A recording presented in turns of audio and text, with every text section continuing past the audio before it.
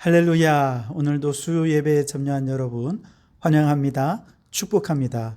오늘도 주님의 말씀과 성령의 충만함이 우리 모든 성도 여러분 한 분 한 분 심령을 새롭게 하는 시간이 되시기를 주님의 이름으로 축복합니다. 오늘 우리에게 주시는 하나님의 말씀은 사무엘하 16장 5절에서 14절까지 말씀입니다. 사무엘하 16장 5절에서 14절까지 봉독해 드리겠습니다. 다윗 왕이 바후림에 이름에 거기서 사울의 친족 한 사람이 나오니 게라의 아들이요 이름은 시므이라. 그가 나오면서 계속하여 저주하고 또 다윗과 다윗 왕의 모든 신하들을 향하여 돌을 던지니 그때에 모든 백성과 용사들은 다 왕의 좌우에 있었더라. 시므이가 저주하는 가운데 이와 같이 말하니라. 피를 흘린 자여 사악한 자여 가거라 가거라. 사울의 족속의 모든 피를 여호와께서 내게로 돌리셨도다. 그를 이어서 내가 왕이 되었으나 여호와께서 나라를 내 아들 압살롬의 손에 넘기셨도다. 보라, 너는 피를 흘린 자이므로 화를 자초하였느니라 하는지라. 수루야의 아들 아비새가 왕께 여짜오되 이 죽은 개가 어찌 내 주 왕을 저주하리이까. 청하건대 내가 건너가서 그의 머리를 베게 하소서 하니 왕이 이르되 수루야의 아들들아 내가 너희와 무슨 상관이 있느냐. 그가 저주하는 것은 여호와께서 그에게 다윗을 저주하라 하심이니 내가 어찌 그리하였느냐 할 자가 누구겠느냐 하고 또 다윗이 아비새와 모든 신하들에게 이르되 내 몸에서 난 아들도 내 생명을 해하려 하거든 하물며 이 베냐민 사람이리야. 여호와께서 그에게 명령하신 것이니 그가 저주하게 버려두라. 혹시 여호와께서 나의 원통함을 감찰하시리니 오늘 그 저주 때문에 여호와께서 선으로 내게 갚아주시리라 하고 다윗과 그의 추종자들이 길 갈 때에 시므이는 산비탈로 따라가면서 저주하고 그를 향하여 돌을 던지며 먼지를 날리더라. 왕과 그와 함께 있는 백성들이 다 피곤하여 한 곳에 이르러 거기서 쉬니라. 아멘. 매주 수요일 이 시간 크리스천 심플 라이프 시리즈로 함께 말씀을 나누고 있습니다. 우리가 이 심플 라이프를 위해서 가지치기를 잘해야 되겠죠. 그래서 반드시 지켜야 하는 것과 버려야 하고 가지치기 해야 될 것이 무엇인가. 그래야 하나님 중심으로 올바른 질서가 지워지게 되고 우선순위가 세워지면서 심플 라이프의 맛을 경험할 수 있게 되는 것이죠. 오늘은 크리스천 심플 라이프를 위해서 우리가 반드시 지켜야 할 것과 또 버려야 할 것 어떤 것이 있느냐. 지켜야 할 것은 겸손함이라고 하는 가치이지만 버려야 할 것은 교만이라고 하는 것입니다. 오늘 본문 말씀은 다윗의 아들 압살롬의 반역으로 다윗이 예루살렘을 떠나 눈물을 흘리며 망명길에 오르는 내용입니다. 그런데 사울 왕의 친척 시므이가 도망가는 다윗을 보고 정말 지독하다 싶을 정도로 다윗을 따라다니면서 비난하고 저주를 막 퍼붓는 겁니다. 어느 정도냐 하면 본문에서 시므이라는 이름이 나올 때마다 저주라는 단어가 같이 등장하는 것을 보게 됩니다. 그래서 5절에 보시면 이름은 시므이라 그가 나오면서 계속하여 저주하고 그렇게 말씀하시죠. 7절에도 시므이가 저주하는 가운데라고 말씀하시고요. 13절에도 시므이는 산비탈로 따라가면서 저주하고 그렇게 말씀을 하시죠. 이처럼 시므이는 다윗을 저주했던 사람입니다. 그것도 그냥 저주한 것이 아니라 계속해서 따라다니면서 저주하면서 또 돌을 던지면서 저주했던 사람, 그가 바로 시므이였습니다. 도망가고 있는 다윗을 향해서 이렇게 저주를 퍼붓는 건 안 그래도 압살롬의 반역으로 마음 상해서 낙심하고 정말 힘든 마음에 불난집에 부채질하는 것 아니겠습니까? 자, 그렇다면 도대체 시므이는 왜 이렇게까지 다윗을 저주하며 불난집에 부채질을 하고 있는 것일까요? 그것은 다윗 때문에 자기 집안, 즉 사울 왕의 집안이 멸망했다, 망했다라고 생각하기 때문에 그렇습니다. 사울 왕의 집안인 자신의 집안, 즉 베냐민 족속이죠. 이 베냐민 족속의 집안은 망했는데 다윗은 사울 왕의 자리를 꿰차고 앉아서 계속해서 승승장구하고 있으니 그게 너무 미웠던 거죠. 그동안 다윗이 왕이 되어서 전쟁이면 전쟁, 정치면 정치, 너무 잘하는 모습을 보면서 그게 너무 배가 아팠던 것입니다. 꼴 보기 싫었어요. 그러던 차에 다윗의 아들인 압살롬이 반역을 행하면서 다윗이 이제 쫓겨나는 꼴을 보게 되니까 얼마나 고소한지요. 그래서 아주 꼴 좋다, 고소하다 하는 심정으로 지금 다윗을 쫓아다니면서 저주하고 있는 것입니다. 7절과 8절에 시므이가 저주한 내용을 한번 보십시오. 시므이가 저주하는 가운데 이와 같이 말하니라. 피를 흘린 자여, 사악한 자여, 가거라 가거라. 사울의 족속의 모든 피를 여호와께서 내게로 돌리셨도다. 그를 이어서 내가 왕이 되었으나 여호와께서 나라를 내 아들 압살롬의 손에 넘기셨도다. 보라, 너는 피를 흘린 자이므로 화를 자초하였느니라 하는지라. 자, 여러분, 이와 같이 저주의 사람 시므이는 오늘 우리의 주제인 교만이라고 하는 성격에 아주 중요한 특징들을 다 가지고 있는 사람입니다. 우선 이 시므이 안에 있는 교만함은요, 자기중심적이다라고 하는 것을 볼 수가 있습니다. 사울 왕이 죽고 베냐민 지파가 몰락한 것이 다윗 때문이었을까요? 그렇지 않죠. 우리가 사무엘서를 쭉 읽어가 보면 사실은 사울 왕이 교만했습니다. 제사장의 권한까지도 월권을 해서 자기가 제사장의 권한까지 장악하려 했습니다. 하나님께서 명령하셨지만 하나님의 명령에 불순종했습니다.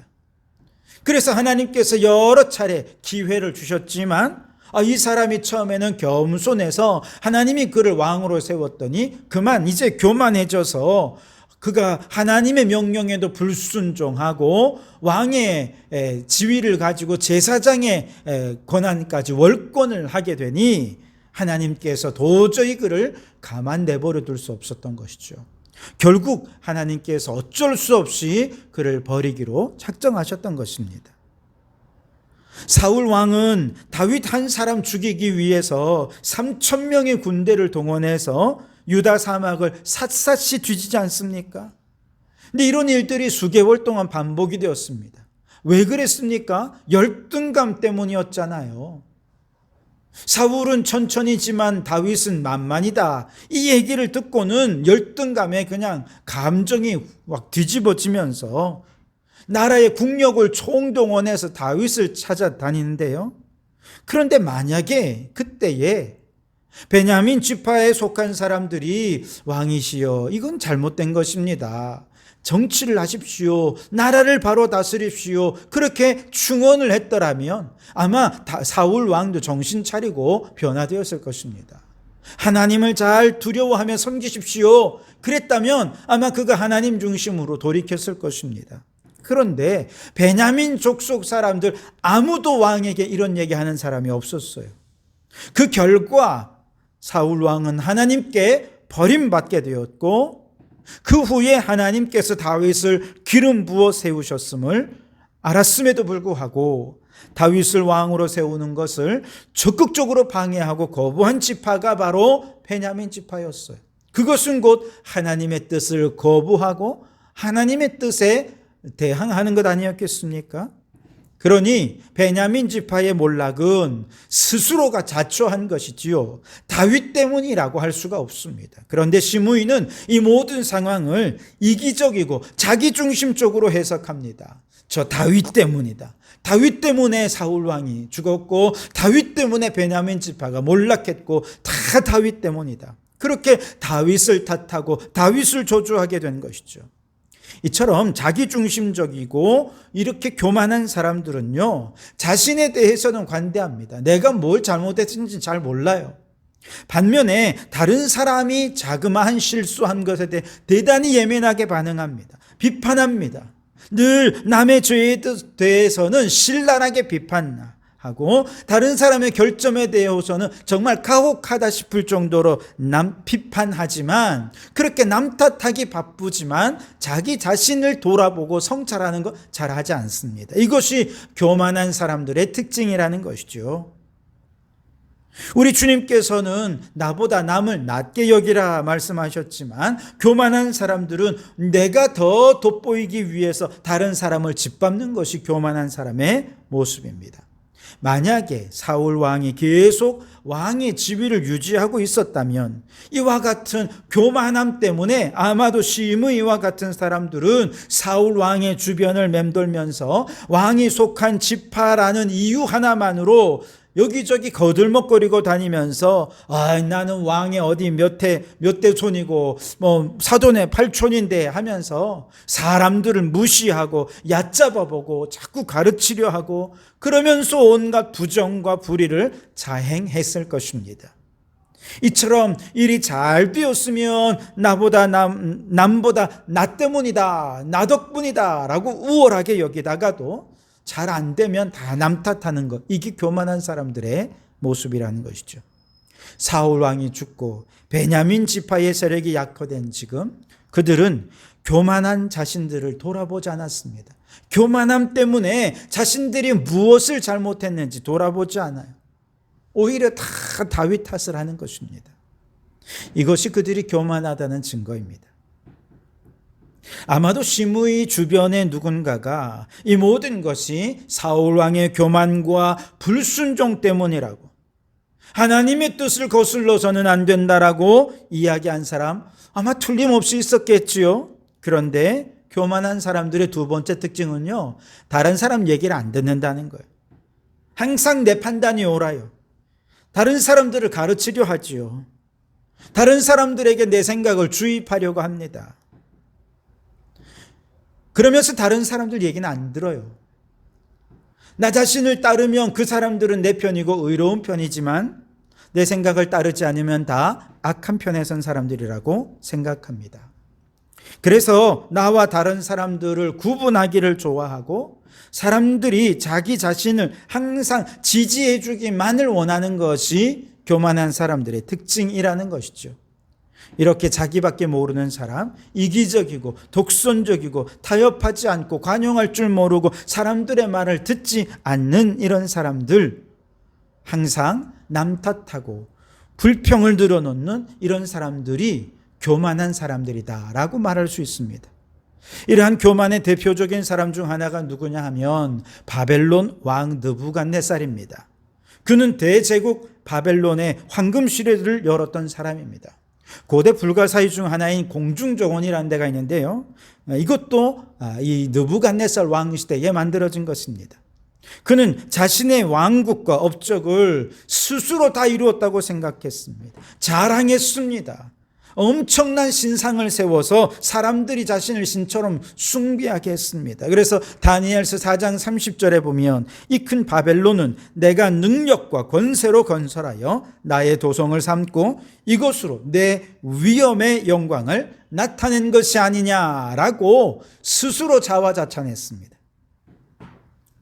이렇게 교만한 느부갓네살과 하나님께서 이 세상의 진정한 주관자가 누구신지 깨우쳐 주셨습니다. 결국 그는 왕자리에서 쫓겨나서 소처럼 풀을 뜯어먹고 머리를 풀어 헤친 채 광야에서 무려 7년 동안 짐승과 다름없는 생활을 하게 되었습니다. 과연 그에게 왕좌가 무슨 소용이 있겠습니까? 하나님께서 허락하지 않으시면 한 가지도 얻을 수 없는 것입니다. 7년 후 제정신을 차린 느부갓네살이 자신의 교만함을 깨닫고 비로소 하나님을 인정하기 시작하는데요, 다니엘서 4장 37절 말씀에 그의 고백을 들어보십시오. 하늘의 왕을 찬양하며 칭송하며 존경하노니 그의 일이 다 진실하고 그의 행하심이 의로우심으로 무릇 교만하게 행하는 자를 그가 능히 낮추심이니라. 비단 느부갓네살 왕뿐만 아니라 하나님을 믿지 않는 사람들 중에는 나 자신을 믿고 산다라고 말하는 사람이 있습니다. 그러나 여러분, 세상이 그렇게 호락호락하지 않지 않습니까? 살다 보면 내 힘으로 해결할 수 없는 문제가 해결할 수 있는 것보다 훨씬 더 많습니다. 내가 계획한 대로 이루는 것보다 계획하지 못한 일들로 인해서 삶에 방해를 받고 계획이 틀어지는 일들이 훨씬 더 많습니다. 오늘날 과학과 기술이 발달했다고 하지만 여전히 태풍이라든지 지진이라든지 갑작스런 천재지변 알 수 없습니다. 또 그런 거 닥친다 하더라도 속수무책입니다. 그저 대피하라는 얘기만 할 수밖에 없죠. 게다가 의학적으로도 치료할 수 없는 병이 얼마나 많이 있습니까? 그런데도 사람들은 갖가지 문제를 만나면 전능하신 하나님을 의지하기보다 자신을 믿어요. 자신의 생각, 자신의 경험, 자신의 지식 이런 것들을 의지하는 것이죠. 그러다 끝내 해결하지 못하면 어떻게 해요? 하나님 탓으로 돌리는 것입니다. 평소에는 그렇게 하나님 말씀을 듣지도 않고 자기중심적으로 살다가 문제가 틀어지면 자기 계획대로 안 되면 하나님 때문이라고 또 하나님 탓을 하는 것이죠. 교만하기 때문에 그렇습니다. 교만해서 자신의 부족함과 연약함을 인정하지 못하고 겸손히 하나님을 의지하지 못하게 되는 것, 모든 것이 다 교만 때문이라는 것이죠. 더 안타까운 것은요, 하나님을 믿는다는 사람들 중에도 여전히 자신과 세상을 더 의지하는 사람들이 많더라는 것이죠. 하나님은 그들을 돕기를 원하십니다. 돕기 위해 모든 준비를 다 해두셨습니다. 그런데 우리가 우리 안에 있는 교만함을 낮추지 않고 하나님을 전적으로 의지하지 않는다면 세상 사람들과 똑같이 여전히 인간적인 방법과 인간적인 노력을 의지한다면 하나님께서도 도와주실 수가 없는 것이지요. 그러면 원수 사단 마귀가 우리를 공격하고 회방하고 이렇게 할 때도 하나님께서 우리를 도와주실 수가 없는 거예요. 그런 인생이 형통할 수 있겠습니까? 아닙니다. 영혼이 잘 되어야 범사가 잘 되고 다 복을 받게 되는 것입니다. 잠언 18장 12절에 사람의 마음의 교만은 멸망의 선봉이요 겸손은 존귀의 앞잡이라 그렇게 말씀하셨습니다. 실패나 멸망을 부르는 것은 다른 이유가 아니에요. 우리 안에 있는 교만함 때문이라는 것이죠. 하나님께서는 교만한 사람을 어리석다 그렇게 말씀하십니다. 왜냐하면 하늘을 보좌 삼고 이 땅을 발등상으로 삼으시는 광대하신 하나님 입장에서 정말 티끌과도 같은 인간, 그들이 여전히 하나님을 의지하지 못한 채 제잘난 맛으로 산다면 그 모습을 보시고 얼마나 어리석게 보이시겠습니까? 이러한 하나님 앞에서 우리 인생들은 높고 낮음이 없어요. 다 똑같아요. 아무리 자랑할 것 많다고 해도 하나님 앞에서 보면 그 하나 또 자랑할 것이 못 되는 것이죠. 중요한 것은 이 세상은 잠깐뿐이라는 거예요. 그 후에는 반드시 심판이 있고 결국 모든 사람은 하나님 앞에서 이 땅에서 행한 겸손하고 이 땅에서 하나님만 의지했던 그 모든 순간순간으로 믿음으로 살았던 사람들만 천국에 들어갈 수 있는 것입니다. 그래서 야고보서 4장 10절에 주 앞에서 낮추라 그리하면 주께서 너희를 높이시리라 약속해 주신 것입니다. 자기중심적이고 남의 얘기는 전혀 듣지 않고 늘 남 탓만 하고 자기만 높이려는 어리석은 교만의 가지 여러분 잘라버리시기 바랍니다. 그래야 하나님 중심으로 단순한 삶을 살 수 있고 하나님께서 높여주신 은혜도 경험하게 되어질 줄 믿습니다. 반면에 교만해서 다윗을 저주하는 시므이를 대하는 다윗은 어떻습니까? 시므이의 저주를 들은 다윗의 신복 아비새가 이제 막 흥분하기 시작합니다. 그리고 다윗 왕에게 한 가지 허락을 구합니다. 9절에 보시면 수루야의 아들 아비새가 왕께 여짜오되 이 죽은 개가 어찌 내 주 왕을 저주하리이까? 청하건대 내가 건너가서 그의 머리를 베게 하소서 하니 그렇게 말씀하시죠. 사실 비록 다윗이 도망을 치는 신세이긴 했지만 그래도 저 시므이 정도는 얼마든지 처리할 수 있는 힘이 있지 않겠습니까? 마음만 먹으면 그냥 달려가서 그를 상대하는 건 뭐 어려운 일도 아니었을 것입니다. 그래서 아비새가 다윗에게 제가 가서 손 좀 볼까요? 허락을 구한 것이죠. 이때 만일 다윗이 고개를 끄덕이라도 했다가 혹은 손가락이라도 까딱해서 그에게 사인만 보내줬더라도 아마 시므이는 쥐도 새도 모르게 처치되고 말았을 것입니다.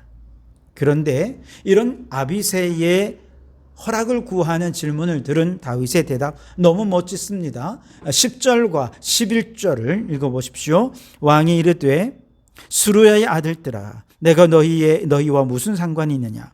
그가 저주하는 것은 여호와께서 그에게 다윗을 저주하라 하심이니 내가 어찌 그리하였느냐 할 자가 누구겠느냐 하고, 또 다윗이 아비새와 모든 신하들에게 이르되 내 몸에서 난 아들도 내 생명을 해하려 하거든 하물며 이 베냐민 사람이랴. 여호와께서 그에게 명령하신 것이니 그가 저주하게 내버려 두라. 그렇게 얘기합니다. 여러분이 다윗의 한마디에 다윗 안에 있는 겸손함이 고스란히 배어져 나옵니다. 오늘 이 내용을 들어보면 우선 다윗은요, 시므이의 비난을 들으면서 남 탓하기보다 자기 자신을 돌아보았습니다. 자신을 성찰했던 것이죠. 다윗은 자신이 그동안 하나님 뜻대로 행한다고 했지만 그럼에도 불구하고 너무 많은 피를 흘렸고 그 과정에서 예상하지 못한 죄를 범한 것이 생각이 났습니다. 그리고 자신이 행한 일에 대해서 이렇게 욕을 먹는 거, 비난받는 거, 저주받는 거 마땅하다고 생각했습니다.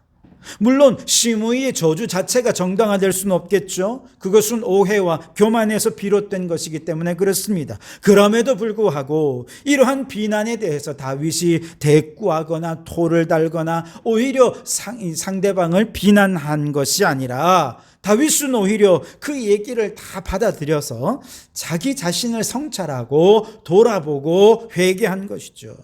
자신이 비난받아 마땅한 죄인이라는 사실을 겸손히 인정함으로써 그 모든 상대방의 공격을 무력화시켜 버린 것이 되었습니다. 또한 이 겸손한 다윗은요, 모든 일에 하나님의 뜻을 먼저 찾았다 하는 것도 그의 대답을 통해 알 수 있습니다. 다윗은 시므이가 저주하는 데는 다 하나님의 뜻이 있을 거라 생각했습니다. 즉 자기 자신의 죄에 대해 시므이가 입으로 말하고 비난하고 저주하는 것이긴 했지만 사실은 시므이의 입을 벌려 누구의 얘기를 하는 것입니까? 하나님의 얘기를 하는 것입니다. 하나님께서 시므이에게 다윗을 비난하라고 명령하셨고 그 명령을 따라 시므이가 이런 비난과 저주를 하는 것이다 라고 얘기한 것이죠. 그러니 시므이의 비난을 가로막는 것, 그건 곧 하나님의 책망을 가로막겠다는 교만의 마음이 아니겠습니까? 그렇게 해서는 안 된다는 것이죠. 그래서 저주하게 내버려 두라 그렇게 얘기합니다. 다윗은 자신을 저주하는 시므이의 저주를 통해 하나님의 음성을 듣고 하나님의 뜻을 깨닫게 된 것이지요.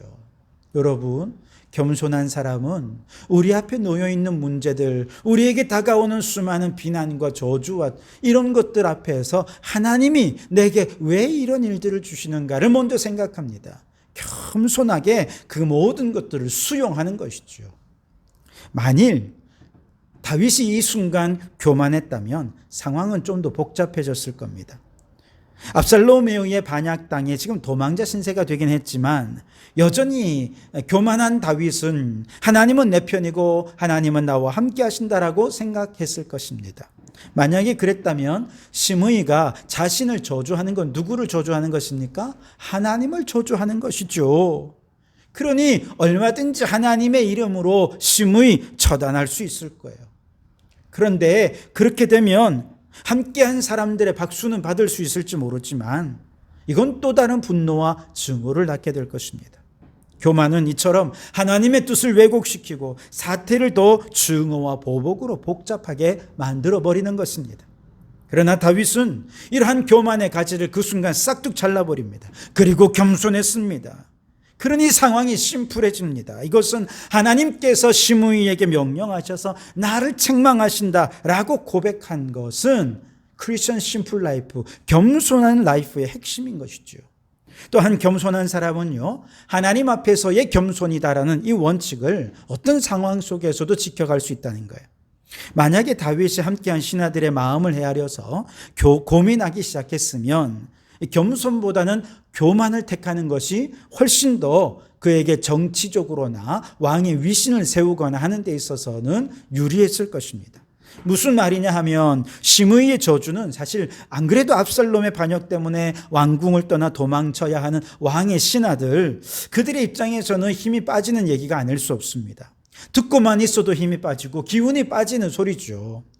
근데 그걸 따라다니면서 또 돌멩이를 던지고 수치스럽고 모욕스럽게 저주하는 그런 시므이를 가만 내버려 두고 있었던 것이죠. 그런 얘기 들을 때 신하들은 모두 마음이 아주 무거웠을 것입니다.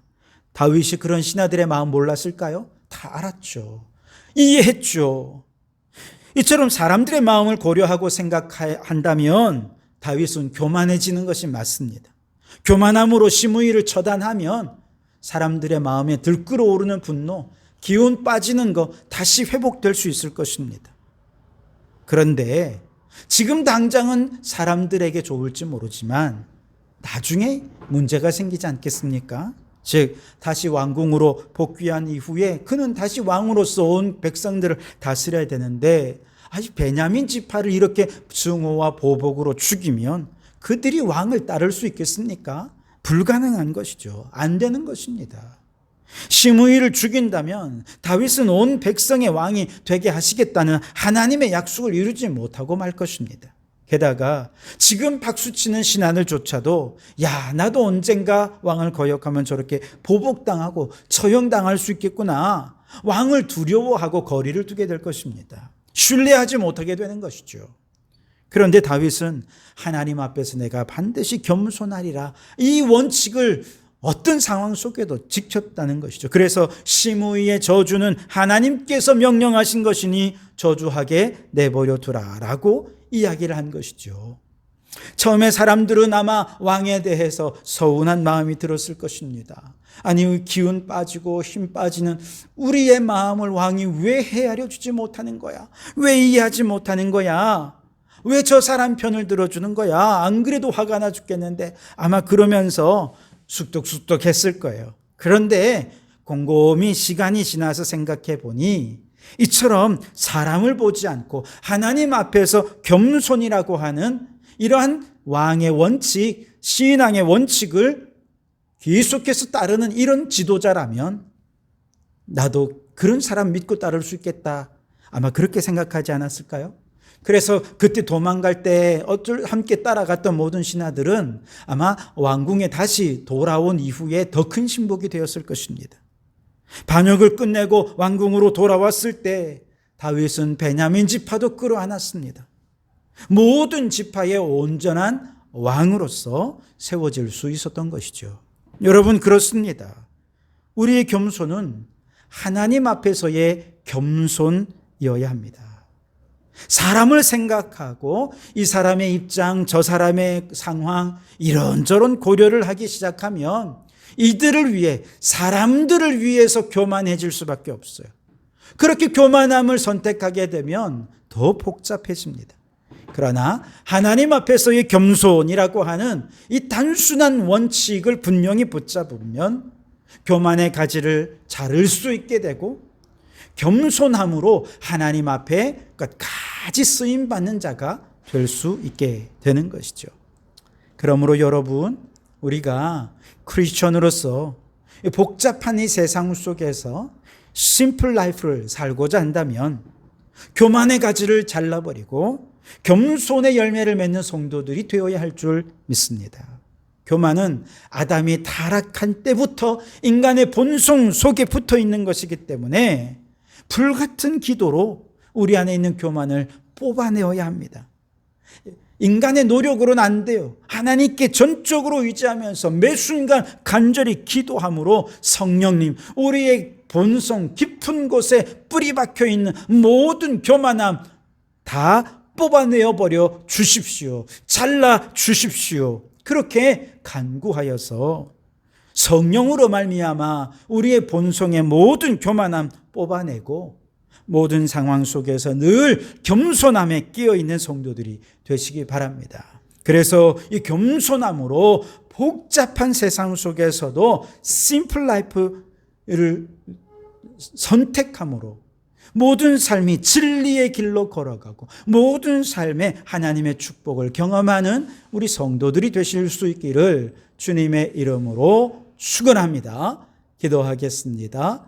하나님 아버지 감사합니다. 오늘도 우리에게 하나님의 원칙을 따라서 크리스찬 심플 라이프로 살기로 우리에게 결단하게 하시니 감사합니다. 이를 위해 교만에 가지는 잘라버리게 도와주시고 겸손이라고 하는 열매는 풍성히 맺어가는 저희들 되게 해 주시옵소서.